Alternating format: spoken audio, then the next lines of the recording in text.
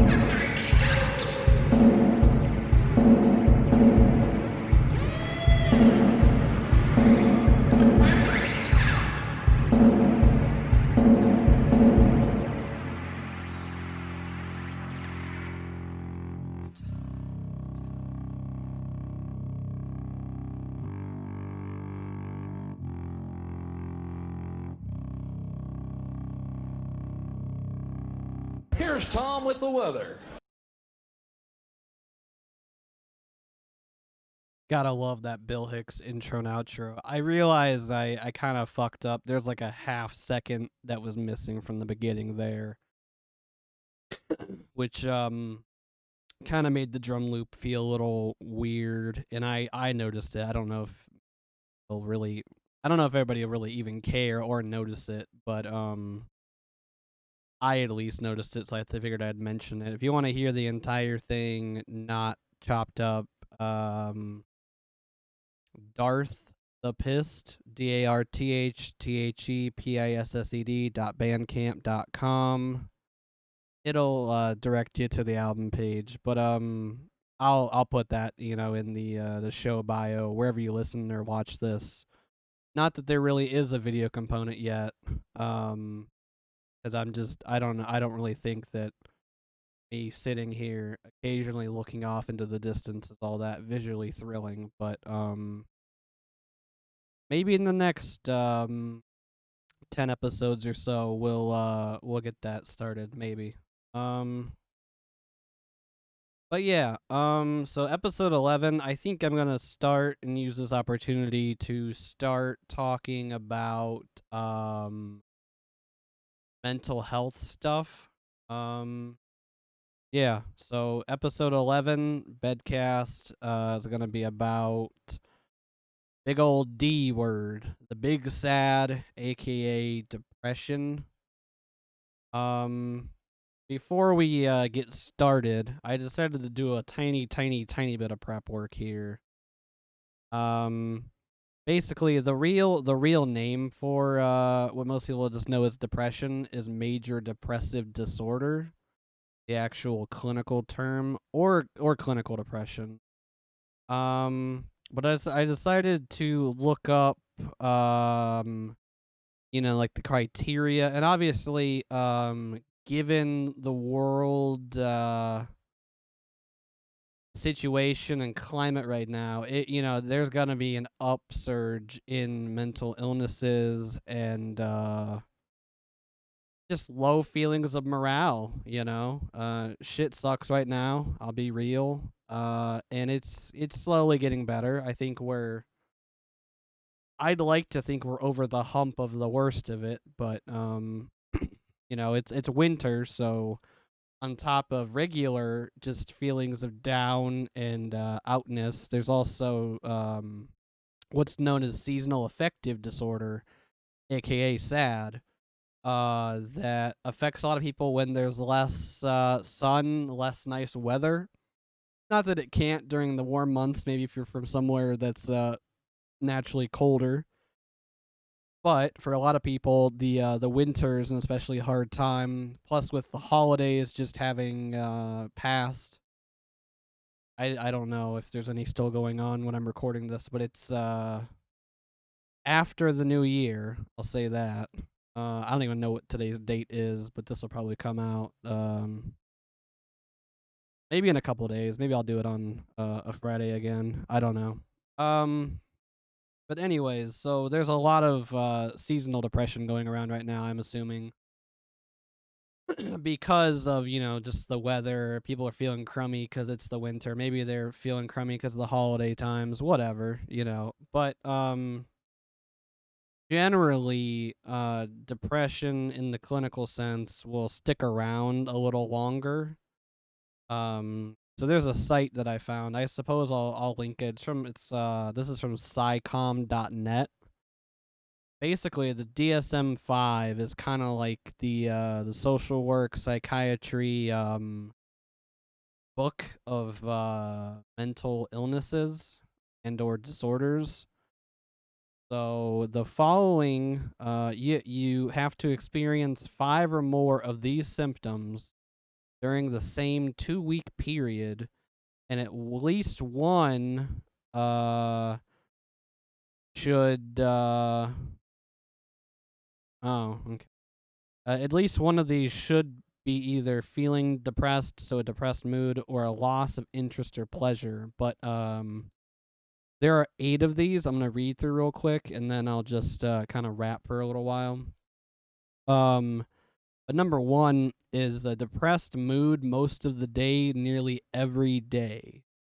2, markedly diminished interest or pleasure in all or almost all activities most of the day, nearly every day.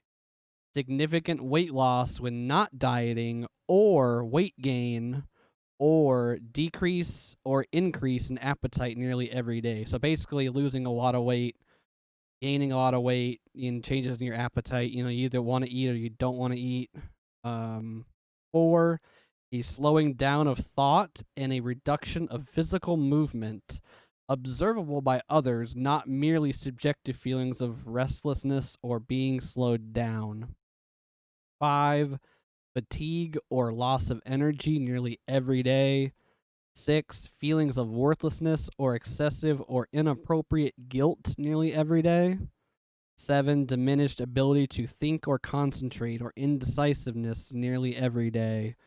8, recurrent thoughts of death, recurrent suicidal ideation without a specific plan or a suicide attempt or a specific plan for committing suicide. To receive a diagnosis of depression, these symptoms must cause the individual clinically significant distress or impairment in social, occupational, or other important areas of functioning. Symptoms must also not be a result of substance abuse or another medical condition. Basically, they're saying that if you're someone who uses various substances, you might just feel most or all of those because of possibly your substance use, maybe not, maybe just, but the way that they classify things, they have to be before the substance use or separate, I suppose. But yeah, so a lot of those, people might just be feeling now anyways. But now would be the perfect time to possibly go get some real medical help for whatever's bogging you down. You got some stress, you got some anxiety, you have some depressive thoughts or feelings. Why not go Zoom with a therapist or a social worker, a psychiatrist, psychologist, anyone? I mean, these people all have different job titles, so I mean, your results may vary, but given that most places don't really want you coming in, and now that we're living in the digital age, you can just you might have to talk to somebody on the phone and maybe come in for like your initial appointment just to get your height, weight, and there's a cough. Normal initial diagnostics taken. Your base measurements of whatever has going on. This is like a starting point. But then after that, you'll probably just talk to them on Zoom or something or whatever program or software that specific agency or department or wherever uses. And then you can dictate, obviously they will have an idea of what they can or want to do to help you, but really it's up to you to kind of dictate what you want to get out of it, and you go over your goals, you go over where you want to be at the end of it, what you're working on, what you're working towards. And really, if it's just to feel better, they will help you with maybe some positive thinking strategies or maybe some new positive coping mechanisms that'll help you maybe not necessarily completely get rid of how you're feeling, but at least mitigate it for the most part, and also just help you feel better overall. Yeah. Um, and then as you work through it, the goal is to eventually to get you to where you can function on a better level, uh, and be fine, most of the time by yourself, really. Um, but there are some people who, maybe they just like having the weekly or bi-weekly or maybe even twice a week session where they just get to talk to somebody and vent about, whatever's bothering them. And as long as they're still getting some therapeutic use out of it, there's nothing wrong with that. But the goal is, to help you in the end, and they'll give you the tools but hopefully after some time it'll help you to see what areas you can improve on or improve in, maybe. I mean, and also maybe your talk therapy isn't the be all end all. We've come a long ways in the world of psychology, as illustrated in my earlier presentation, which I may or may not revamp slash revisit or redo in the future. But if you've not watched slash listened to that, I know the video got fucked up because of OBS, but I might have linked to the slideshow. I can't remember if I did, but that was episode 6, a briefish sort of history of psychology. Voice crack. Um, and in the 200, not even 200, like 150 years maybe since its inception, we've come a long way. Even though it's one of the newest sciences, aside from say quantum mechanics. There we go. So along with psychotropic drugs, we've come a long way in that regard too. So if you've got any holdouts or reservations, those people are there to serve you. Obviously there are some people who have their reservations about the pharmaceutical industry, but there are still a lot of drugs out there that have minimal side effects that have done more harm than some of these psychotropic drugs do or have done.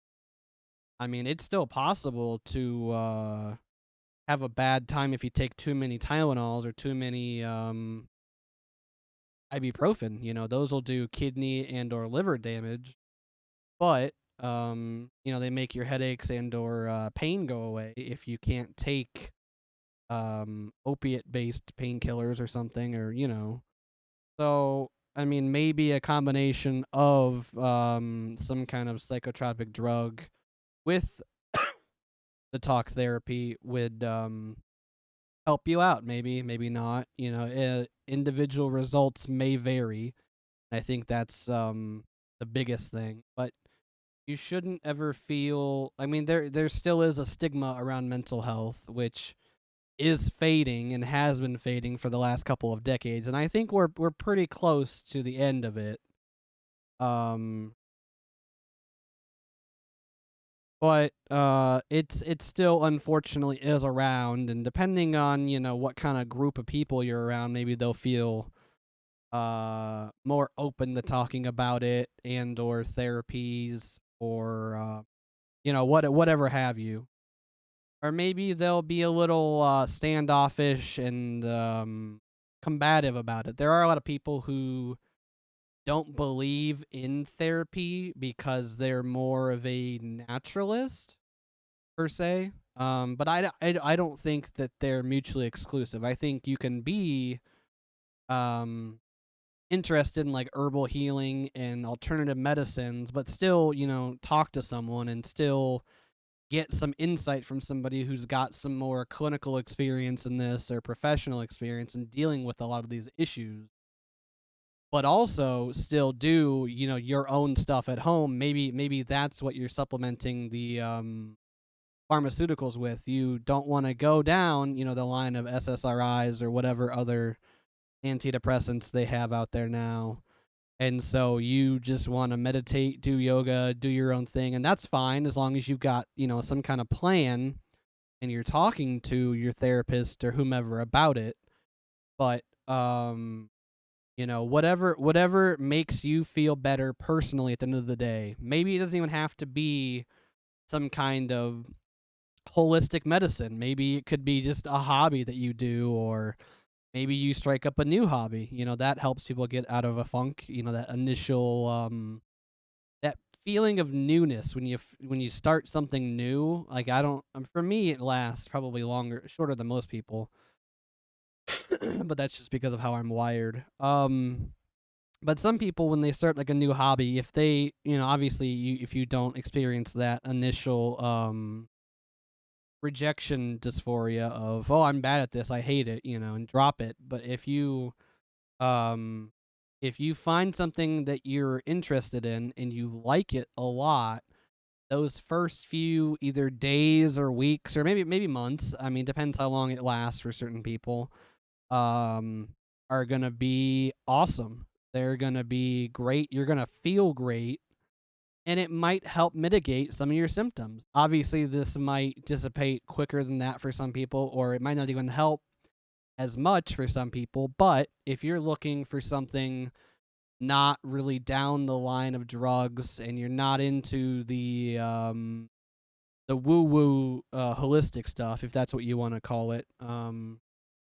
maybe that's your avenue instead, or maybe well, everything I'm about to list now is an example of a hobby. Maybe you get into cooking, maybe you get into film watching or making, or whatever activity it is that you want to fill your time with. Maybe maybe it's time for a new job. There are some people out there who got laid off because of what's going on right now. And so they're already in this boat of, well, I have to find a new job so that I can make ends meet. But maybe you've been in your job for a little too long, and you're finally sick of it. You realize, man, I fucking hate this job. I hate what I do. I hate everything about going to work. And this might, I mean, for some people, it might be a good transitionary period, maybe to a new industry, or maybe even another job in the same industry or a different company that either pays better, or maybe they don't pay better, but they've got better benefits, or what have you, whatever it would take to make you feel better about the work you're doing, because not everyone sadly can do the work that fulfills them, but um that doesn't mean that you necessarily have to do the soul crushing labor that you're used to doing just because you have been doing it for the last, maybe months, maybe years, however long it's been. This could be the time for you to start anew, to turn a new leaf, walk down the road less traveled, whatever it may be, whatever figure of a speech or metaphor you want to use. Maybe this is the time for that. It certainly feels like it's a time of transition in a lot of different areas. And so maybe that's it. And I mean, this is all assuming this idea doesn't give you a ton of anxiety, but maybe it's a good anxiety. That feeling of restlessness you get in your stomach, or I mean, the best example is like the butterflies feeling you get on a positive day, but on a negative day, those butterflies start feeling, I don't even know how you would, what kind of metaphor you would use, but they don't feel quite as friendly anymore, after a while. And so yeah. But if it is that time and you're able, without really uprooting everything and kind of doing too much, I don't want to say harm, but if you're able, maybe it's time to, even if you don't change jobs, look into it. Maybe do some research on your own in a way that doesn't get you in trouble at your current job, but look into what other opportunities are out there, or maybe even take an online class. There's a lot of free courses from like the big Ivy League schools like MIT and Harvard and Yale, all on YouTube. Now, granted, you're probably not going to get a lot of the supplemental stuff that they got for the course. You won't really have the book. You won't have like a printed out copy of, if they're using a slideshow, that slideshow. But um I've definitely found that I've learned a lot of cool information just from like a couple, hour, 2 hour long lectures, and it's kind of funny that I'd rather watch those than actually go to or watch a regular online web class lecture. But it's all about things that pique your interest, or maybe, but if you're not, feeling very interested in anything, then Well, unfortunately, The Office just left Netflix in the US at least. So I guess if you want to fire up the old Peacock TV or whatever NBC's service is called, fire up the old Peacock.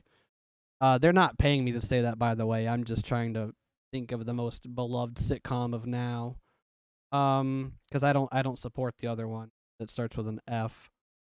But if you want to fire up the old Peacock machine and watch, I don't know, 9 hours of The Office, go ahead. I mean, you wanna get up every hour or two, or maybe half hour, and stretch a little bit, get the blood flowing, so that you're not just falling into a catatonic slumber. But if that's what brings you the happy chemicals, then go for it. If it's building up old cars that you want to piece back together and sell, go for that. If you want to learn how to cook, there's plenty of awesome online resources on that.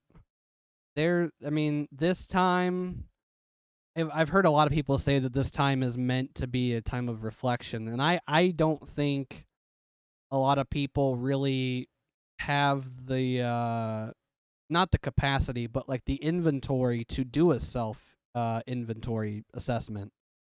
I think that some people just don't even know where to look when they start to look inward, and they're like, well, I just feel bad all the time. I mean, I'm stuck in, this job in this house I don't like, with this person I don't like, whatever your situation might be. And, you can't always change a lot of that, but maybe you can change your outlook on life, or perhaps maybe just, by the sheer luck of your genetics, or I guess unluck in this case, maybe you just are missing, a lot of the serotonin or dopamine that would make you normally feel happy. And so if you've got a chemical imbalance, then obviously those psychotropic drugs can do a big service to you, But if you're just looking to feel better, then maybe talking to someone is your best route. Going to therapy, hashing it out, trying to have someone else kind of give you the tools you need to help yourself look inward. Depending on your upbringing, maybe this was not a large part of what tools your parents decided to pass down to you, or whomever your carer was.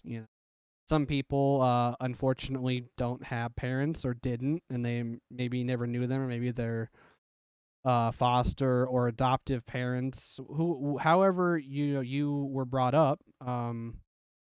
Maybe the self-assessment and inventory wasn't as big a part as it should have been or could have been, so you might not have as many of those tools available to you to readily look inward. And that's okay. That's, what this entire industry is meant to do. We live in the most technologically advanced civilization that we built this far, that we know of at least. And that's pretty stressful. We've had problems psychologically coping with our society since the advent of the metropolis. So that goes back 100 years or so. I forget the German sociologist's name. There's a book I always tell people to look up, because I myself have yet to read it, and I think that it's a classic example of us moving forward, but not in every way. There's a book published back in like 1903, I want to say. um, I want to say it's something like "Man in the Struggle to Comprehend the Metropolis." I forget. Um, yeah, so we've been dealing with because we're one of the few species that knows our time here is finite. Um, and so dealing with this information on top of the fact that we can now basically beam information from space to the palm of our hand in a few seconds, on top of, all these other natural innate problems that we experience, it definitely can be a bit too much, and the weight of the sheer size of the system can really weigh down on you. I have definitely felt this. I think most people can relate to this. Unless you're someone, and I don't even know that this is true, unless you're someone who has already made it through the rat race, you've already gamed the system, you've made it rich, made it big, and gotten out, then maybe your problems are a little less. But again, you could still have some kind of chemical imbalance in your brain. You could still have, the regular woes of the common working folk, but you just happen to have a lot more money to throw at those problems. So maybe you develop a substance use disorder instead, or you do this and that instead of finding some healthy coping mechanism. And then in the end, you have more money to throw at the cure for whatever other issue you created for yourself. But I think that still trying to get to the root of whatever your problem is that's, bringing you down, making you feel depressed, sad, angry sometimes even too. There's a lot of anger at yourself maybe that'll come with depression. Obviously, anxiety is a big part of it, but I think I want to do just another episode on anxiety and maybe like that whole self-doubt idea, because that's a trademark attribute of anxiety. Um, and I think that, yeah, because I want to do a whole episode on just anxiety, but that also can compound what you're feeling, from the depression if you've suffered from both, or maybe your feelings are just that complex that, there are, because there's multiple levels to most emotions. I mean, even happiness can still be a very complex emotion. Maybe it's a bittersweet happiness, You just got a promotion at work, but you got it because one of your favorite coworkers was just fired, or maybe you got them fired even. Maybe they did something that you thought was a minor mistake, and the higher ups disagreed. And then they let them go, but then you get their job or you get a raise, you get something. So you're feeling happy, but at the same time you're like, dang, my friend's now out of a job, that sucks for them. You're feeling like a little bit of sadness and empathy for them, even though, it should be a high spirits day. So even, if even a happy positive emotion, not that sadness is a negative emotion, because it's not always, it's just sometimes it can be, something we need to feel and look inward and really assess how we're doing. So, the sadness can be from a complex range of other emotions or feelings and things that are going on. It might not be as simple as, I don't want to get up today because I feel really, really tired. I don't want to get up today because I just got yelled at work yesterday by the boss. My wife, girlfriend, fiance, husband, partner, whoever you're with, you guys had a fight yesterday. You, uh, I forgot to say boyfriend in there too. However, you and your partner or spouse, or I guess co-inhabitant, if you're in a relationship, however you define it, you guys had a falling out or some kind of big fight, and then that on top of the work thing, then you've also got something else going on, something else. A lot of these things can pile up and create these complex emotions. So maybe you got that raise at work, but then that fight with your significant other is bringing you down so much that it kind of outweighs the happiness. So you're like, yeah, I don't want to get up today, even though I'm going to go to a job I don't really mind that much, and I just got a pay raise, but I just feel like garbage because of, X, Y, or Z, or whatever is going on. Um, so at the surface, you at the surface level, you can say, I'm sad, and that is, a valid expression of whatever is going on. But if you go work on you work on yourself, you might be able to find the underlying cause of that with a little bit of work. And I mean, as they say, nothing good comes easy or free. It might be difficult. Maybe you've had a traumatic experience, and then working through the therapy helps you uncover that and work through that trauma if you were unaware of it, or if you are, it just helps you work through it, because obviously depression can be a big part of post-traumatic stress or other underlying symptom or conditions. So it might be as simple as, hey, I am just depressed, I have depression. I felt depressed for a long time, etc. Or it could be, I have depression because of my anxiety, because of this stuff happening, or other, underlying conditions. But it still affects most people in the same way. All those symptoms I read off earlier, you're feeling lethargic, you're feeling down, you're not interested in the stuff that you used to be interested in. You kind of just don't want to be around. You're making plans, maybe not, departing early or earlier than expected. And, it doesn't have to be that way. You can reach out, talk to someone professional or not even. At the end, I'm going to possibly list off some resources, but if not, then I will at least put them in the show notes. I know that I've got some international listeners, and unfortunately, I don't know all of the resources for all of the countries. Um, That'd be kind of cool, but not super applicable if I did. I'm gonna really take a second here.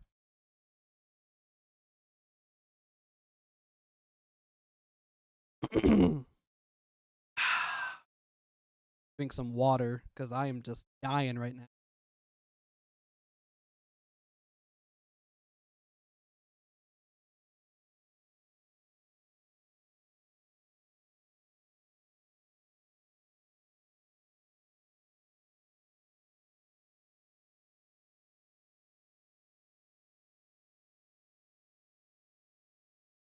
Okay, sorry about that. I had to drink my water, and then I got a little distracted for a second. I almost said depressed because that's all I've been talking about. Got a little distracted, but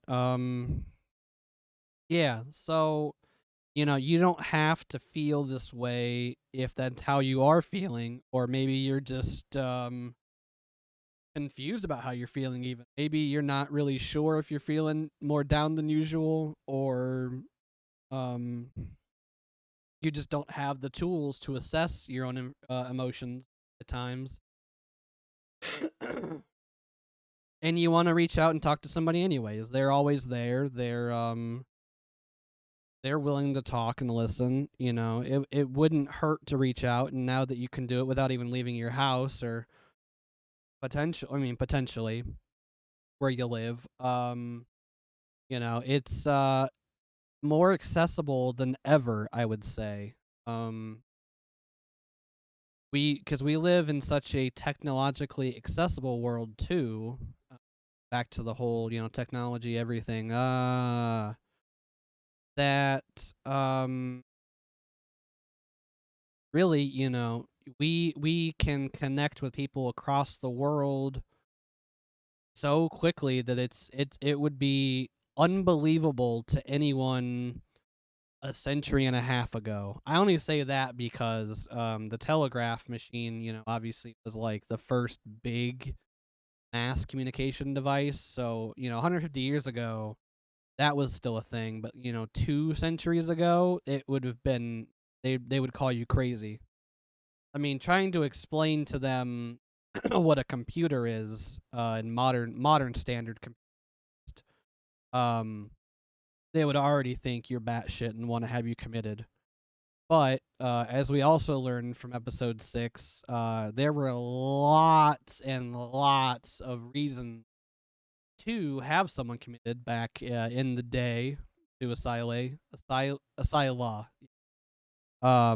Asylum is the singular and then asyla is plural because Latin is weird and we don't really use it anymore. But asylums with an S at the end also also works. But if you just want to sound a little less, oh, that's a little too much. Cut that back. Okay, a little too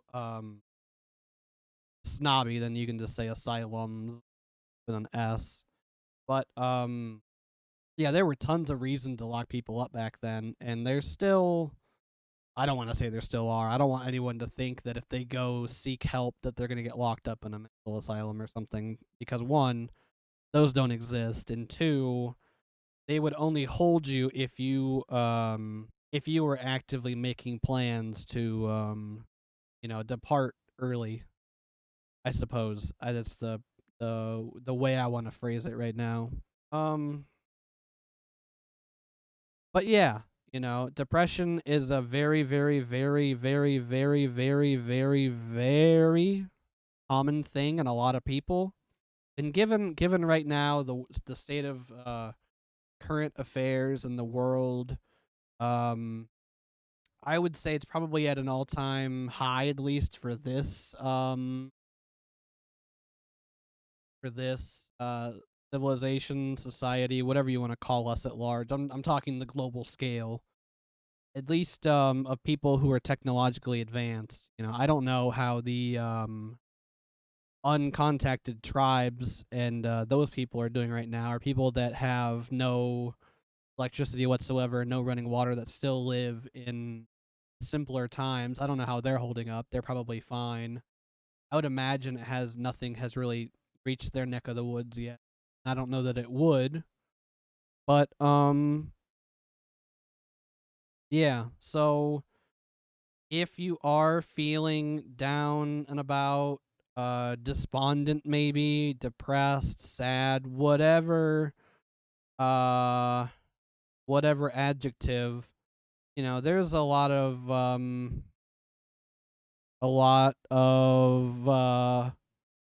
options out there for you. Sorry, I was looking up. I was actually pulling up some of the resources I have. So I'm just gonna list off some of these.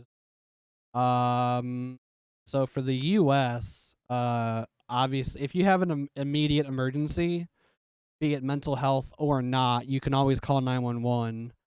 And if you really need somebody there right then and now, they'll probably send an ambulance for you and take you to a hospital. But the crisis call center, which is specifically for mental health emergencies, is 1-800-273-8255 or 1-800-273-TALK, because it's TALK on the number pad. And that's basically the like the Logic song. I forget what it was called. I think that was the name of the song. Or you can text the word answer, ANSWER, to 839-863. I can't validate that this works right now because I copied this down in March. So if that doesn't work, you can just Google. Although there's another crisis text line that's specifically for text, because that first one was related to the crisis call center. The second one, this is only for US. Text hello to 741-741. There is also two specific hotlines. One for the GLBT youth community. That one is 1-800-246 Pride 7743. There's 5 letters in Pride. 1-800-246-7743.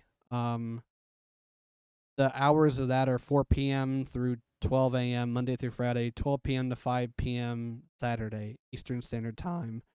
There's also the Trans Lifeline in the US, 877-565-8860. In Canada, 877-330-6366. That hotline is staffed by volunteers who are all trans identified and educated in the range of difficulties transgender people experience. There are lots of, teen specific ones there. I'm sure there are some that are meant for older people as well. Also in the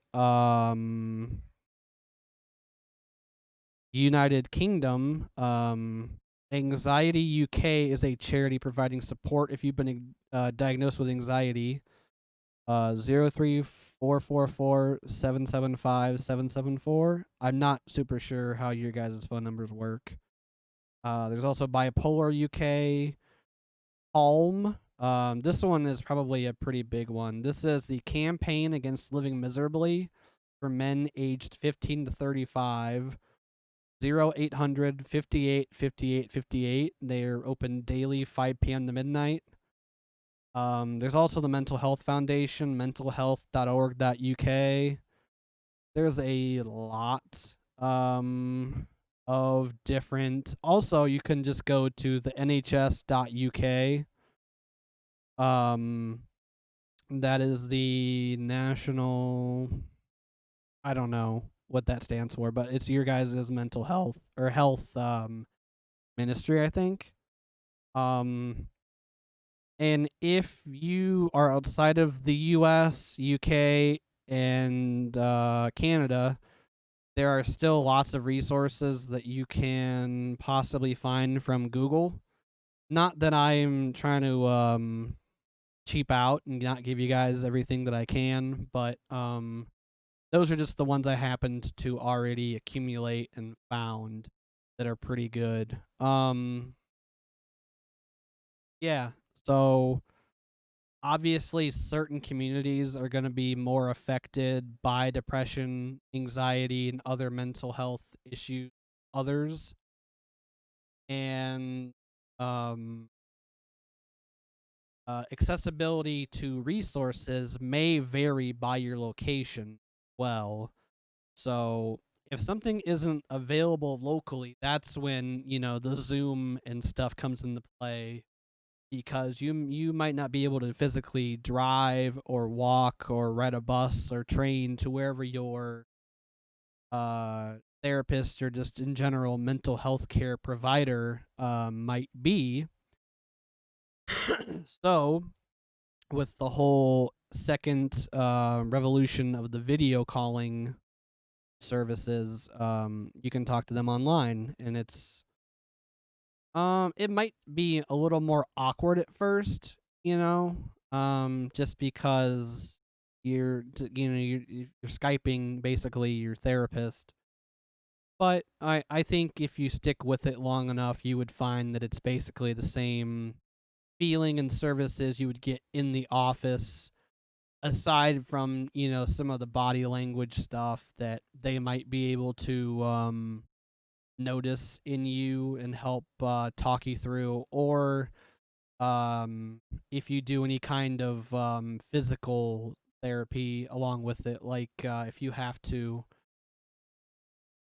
use like Play-Doh or something, or some molding clay while you're talking. But again, you can do that at home on your own if it's something you're used to doing in the office. But yeah, so really, I just wanted to stop and take some minutes here and start off the series, because I've been putting this off for so long, because I've been feeling pretty down too lately because of all this, and just life. I think we can all agree that sometimes life is a little too much for our not quite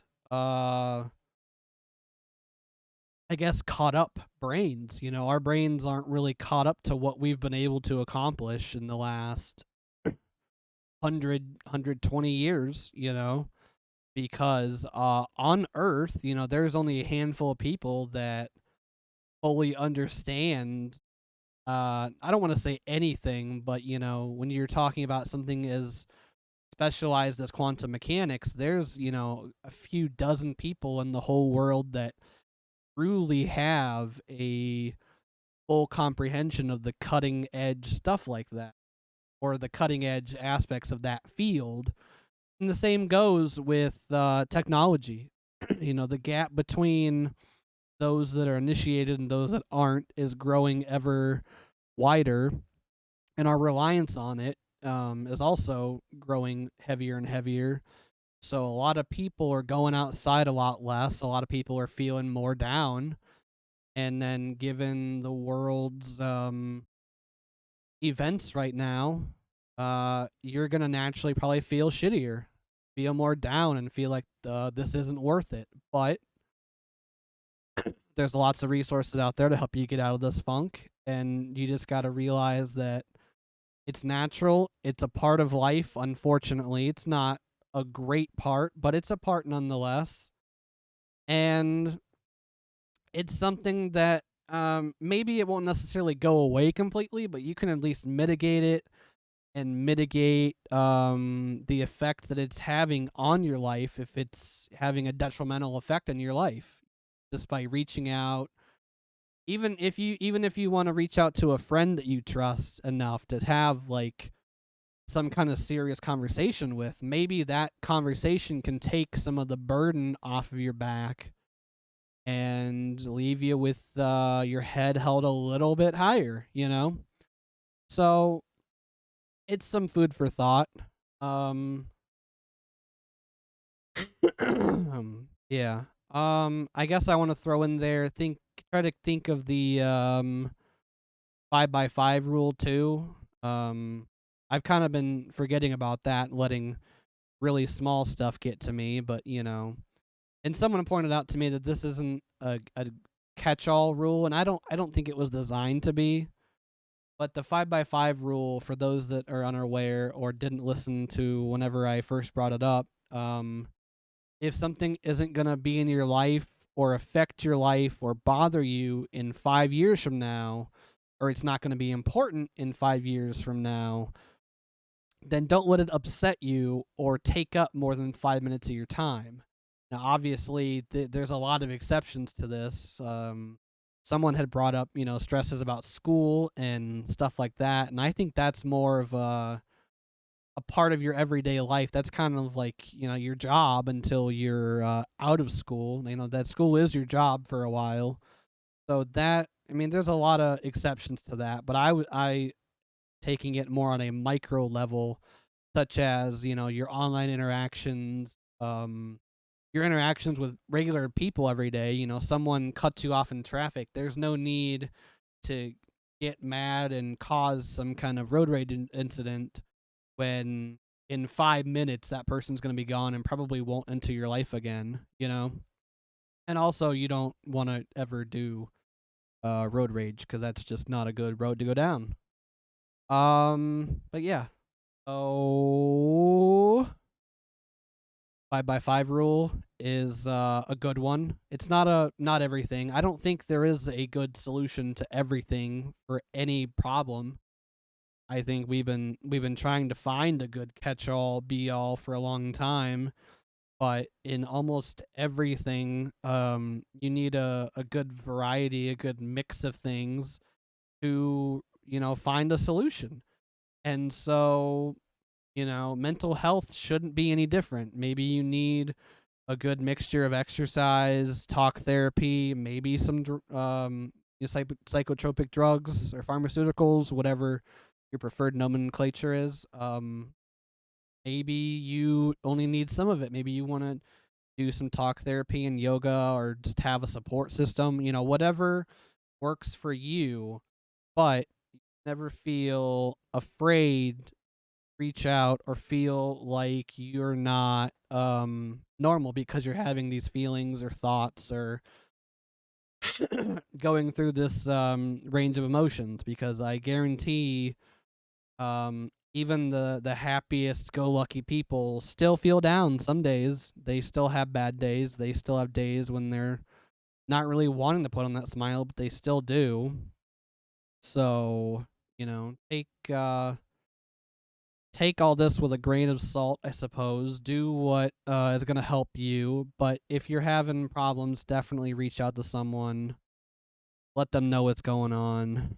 You're not alone in this fight. No one is, because we're all here together, either suffering or living through or enjoying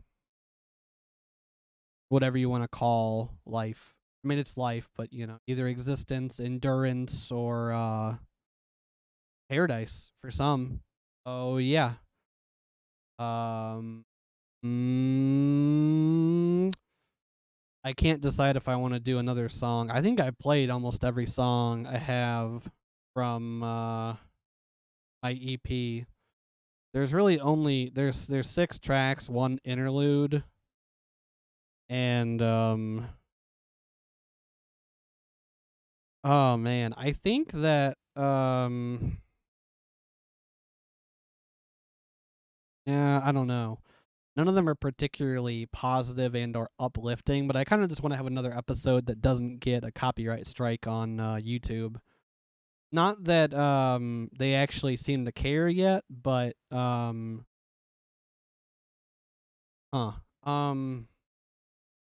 would just be nice to have something I could monetize if I so chose, which I've not yet, but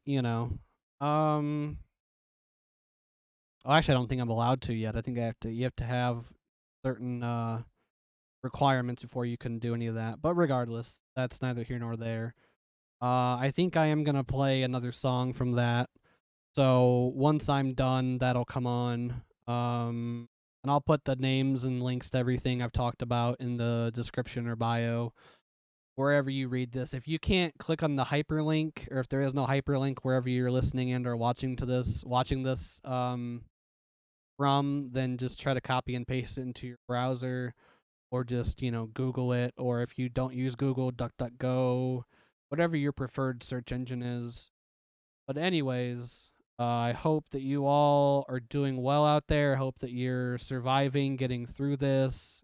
Hopefully we're through the most of it, So, as always, go forth and be excellent. Spread the positivity. Be the change you want to see in the world. And until next time, I will talk to you later. The machines are everywhere. Oh, you'll find them all, you're zealous people. You'll make a great sound smashing a few of them, but for every one you destroy, hundreds of others will be built. And they'll demoralize you, break your spirits, create such rifts and tensions in your society that no one will be able to repair. Oh, you're a savage, despairing planet. And when we come here to live, you, friendless, demoralized flotsam, will fall without even a single shot being fired. Senator, enjoy the few years left you. There is no answer.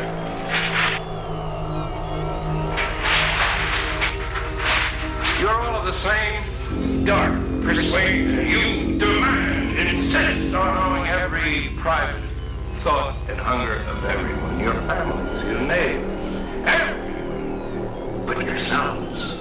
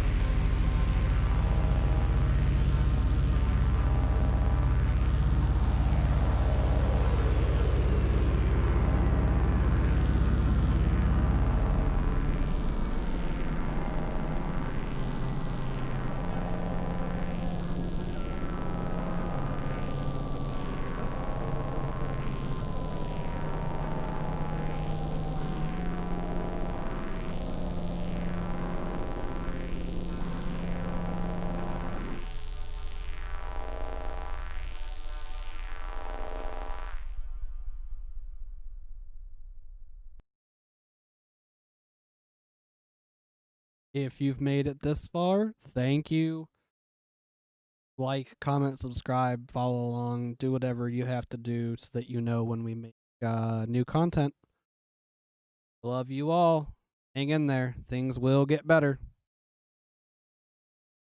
I hope. No, they will. I'm kidding. Thank you, though, for listening. Episode 12 will come out sometime. Maybe anxiety related, maybe not. I don't know. But until then, hasta luego.